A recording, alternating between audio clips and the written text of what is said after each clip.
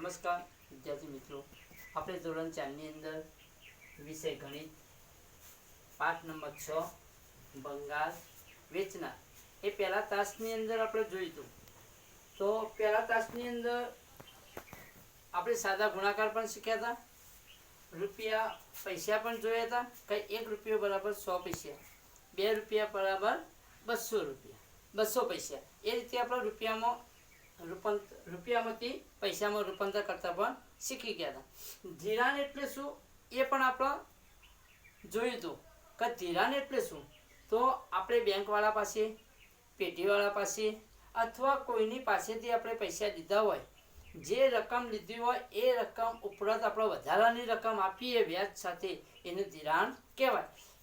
તો આપણે આજે તાસ 2 ની વાત કરીશું. તાસ 2. તો 1 રૂપિયો બરાબર 100 પૈસા, એટલે આપણે રૂપિયાનું પૈસામાં રૂપાંતર કરતા આપણે શીખીશું. તો એ પણ આપણે ગુણાકાર કરીશું. તો 1 રૂપિયો બરાબર 100 પૈસા, પણ એવું હોય કે આપણે 6 રૂપિયા બરાબર કેટલા, તો શું કરવું પડે? 6 રૂપિયા બરાબર એટલે 6 રીતનો આપણે દાખલો ગણીશું કે 1 રૂપિયા બરાબર 100 પૈસા, તો 6 રૂપિયા બરાબર કેટલા, તો 6 ગુણ્યા 100 કરીશું, એટલે 6 દાન 700 પૈસા થાય. એ જ રીતે 15 રૂપિયા હોય, 15 રૂપિયા, તો 1 રૂપિયો બરાબર 100 પૈસા, તો 15 રૂપિયા બરાબર કેટલા, એ રીત લખવાની. તો 15 ગુણ્યા 100 કરીશું, તો કેટલા થશે? 1500 પૈસા. એ જ રીતે આપણે દુકાનવાળાને ત્યાં જઈએ અથવા 100 ની નોટો 5 આપો, તો આપણે કેટલા થાય? 100 ની નોટો 5 હોય તો 100 ગુણ્યા 5 કરીએ તો શું થાય ભાઈ? 500 નોટો આપણને થાય. એ જ રીતે 5 ની 12 નોટ હોય તો કેટલા રૂપિયા થાય? 5 ની 12 નોટો હોય તો 5 ગુણ્યા શું કરવું પડે? 12 કરવું પડે. તો 12 નો ઘડિયો આપણે બોલવું પડે, તો 12 પંચો 60. એ જ રીતે 10 ની 15 નોટ હોય તો કેટલા રૂપિયા થાય? તો 10 ગુણ્યા કેટલા કરવા પડે? 15. તો 15 ગુણ્યા 10. હવે આપણે સાદા રકમના આપણે 1 અંકના ગુણાકાર શીખ્યા હતા. અહીંયા 2 અંક આવ્યા છે. 2 અંકના ગુણાકાર શીખવા હોય તો હંમેશા શું કરવું પડે? અહીં 2 અંક હોય એટલે પહેલો એકમનો અંક છોડી અને દશંકના અંકથી ગુણાકાર કરવાનો. દશંકના અંકનો ગુણાકાર કરવો હોય એટલે આપણે એક એકમ દશકની શૂન્ય આપણે મૂકી દઈએ છીએ અને પછી 1 નો ગુણાકાર આપણે ઘડિયો બોલવાનું શરૂ કરીશું. તો 1 નો ઘડિયો આપણે સૌપ્રથમ કોની સાથે બોલશું? ઉપરના જે અંક હોય એમાંથી જે એકમનો અંક હોય એની સાથે આપણે ગુણાકાર ઘડિયો બોલીશું. તો 1 નો ઘડિયો સૌપ્રથમ આપણે 5 સુધી બોલીશું. તો 1 પંચો 5 અને 1 એકા 1. શૂન્ય કોઈ પણ અંક સાથે ગુણવામાં આવે તો શૂન્ય શૂન્ય થાય. 0 પંચો 0 અને 0 એકા 0, એટલે 150 જવાબ આવશે.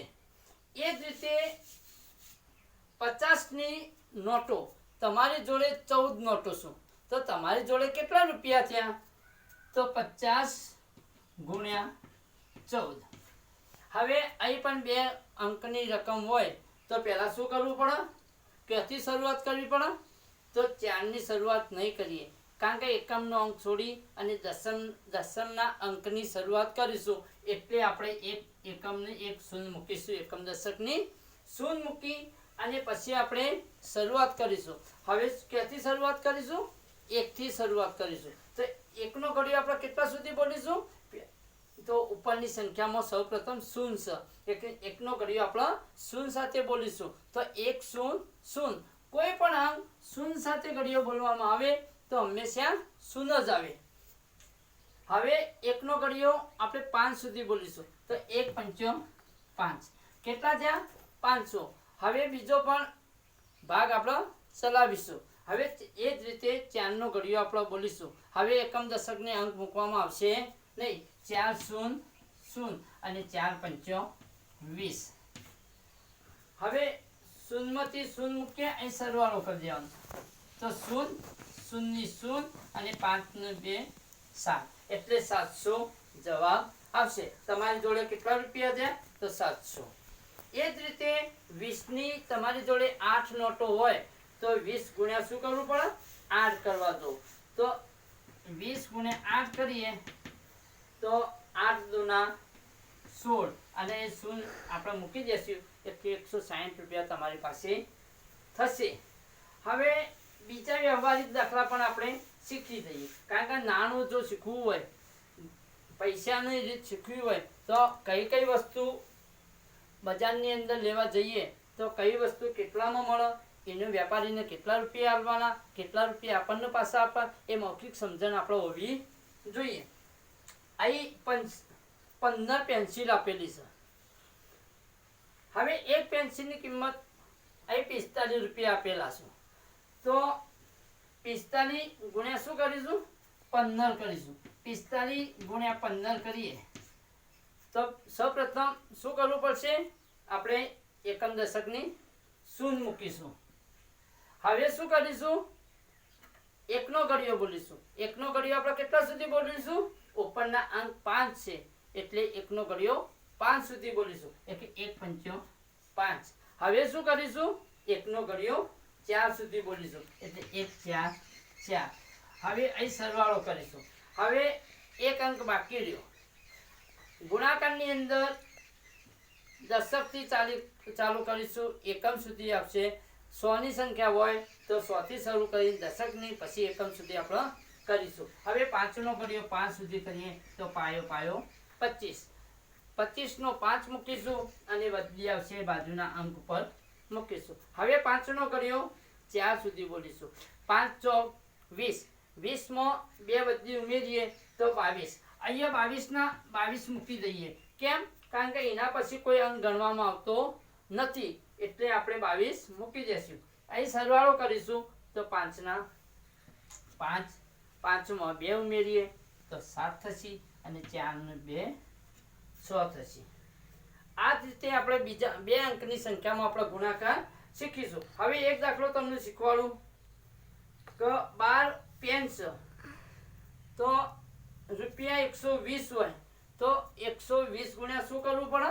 120 ગુણ્યા 12 કરવું પડે. અહીં 3 અંક આપેલા છે ઉપર, તો આપણે પહેલા એકમ દશકની શૂન્ય મૂકીશું. હવે એકનો ઘડિયો બોલીશું તો 1 0 0 1 2 2 અને 1 1 1. હવે અહીં પૂરું થઈ ગયું. સરવાળો કરીશું, એના પછી આપણે 2 નો અંક બોલીશું. તો એ જ રીતે ઉપરના જે અંક આપેલા છે એ એકમથી શરૂઆત કરી દશકના અને 100 સુધી આપણે ઘડિયો બોલીશું. તો 2 નો ઘડિયો પહેલા એકમના અંક સાથે 0 સાથે બોલીશું, એટલે 2 0 0, 2 2 4 અને 2 1 2. અહીં સરવાળો કરીશું. 0 4 ના 4, 2 2 4 અને 1. તો 1440 જવાબ આવશે. એ જ રીતે આપણે ભંગાર વેચનારની વાત કરી હતી. પહેલા તાસની અંદર જે આપણો કોઠો જોયો હતો એ કોઠો આપણા બીજા તાસની અંદર થોડું સમજીશું. અહીં ભંગાર કિરણ નામની એક ભંગાર વેચનાર છે. એ નકામા કાગળ રૂપિયા 6 રૂપિયા મળે છે. પ્લાસ્ટિક રૂપિયા 1 કિલોનો ભાવ 15 રૂપિયામાં આપણા જોડેથી ખરીદે છે. લોખંડ 1 કિલોગ્રામના રૂપિયા 20 છે. પિત્તળ રૂપિયા 1 કિલોગ્રામના 290 રૂપિયામાં આપણી પાસેથી ખરીદે છે. અને ન્યૂઝ પેપર રૂપિયા 1 કિલોગ્રામના 9 રૂપિયા આપે. હવે તમારે મૌખિક ગણતરી ગણવી હોય, ગુણાકારની રીતે ગણવું હોય તો દાખલા તરીકે પિત્તળ 1 કિલોગ્રામના 290 છે,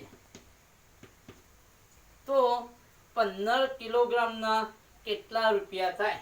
તમે ભંગારવાળાને પિત્તળ 15 કિલોગ્રામ વેચ્યું તો 15 કિલોગ્રામ આ ભંગારવાળો તમને કેટલા રૂપિયા આપશે? તો શું કરવું પડશે?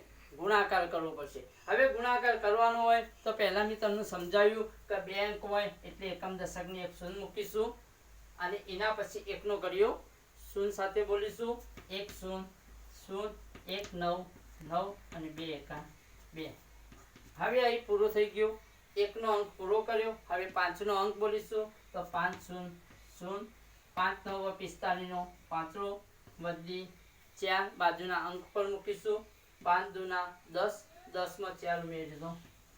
ચલો 0 5 અહીં સરવાળો કરીશું. 9 માં 4 ઉમેરીએ તો 10 11 12 અને 13 નો તગડો મૂકીશું. બાજુમાં વધી મૂકીશું. 1 2 ને 3 3 ને 4 એકમ દશક 100 અને 1000 એટલે 4350 રૂપિયા તમારી જોડે આવશે. એ જ રીતે ન્યૂઝપેપર 1 કિલોગ્રામ ના 9 રૂપિયા હોય તો 10 કિલોગ્રામની કેટલી કિંમત થાય તો 10 ગુણ્યા 9 કરીએ તો 10 9 90. એ જ રીતે નકામા કાગળ 100 રૂપિયા તો 1 કિલોગ્રામના 6 રૂપિયા હોય તો તમારી જોડે 20 કિલોગ્રામ વેચ્યું હોય તો કેટલા થાય 20 ગુણ્યા 6 એટલે 120 રૂપિયા મળે. એ રીતે આપણે ગુણાકાર કરીશું. અહીં તાસ 2 આપણે પૂર્ણ કરીશું અને તાસ 3 ની અંદર મૌખિક ગણતરી બીજી પણ આપણે શીખવાડીશું.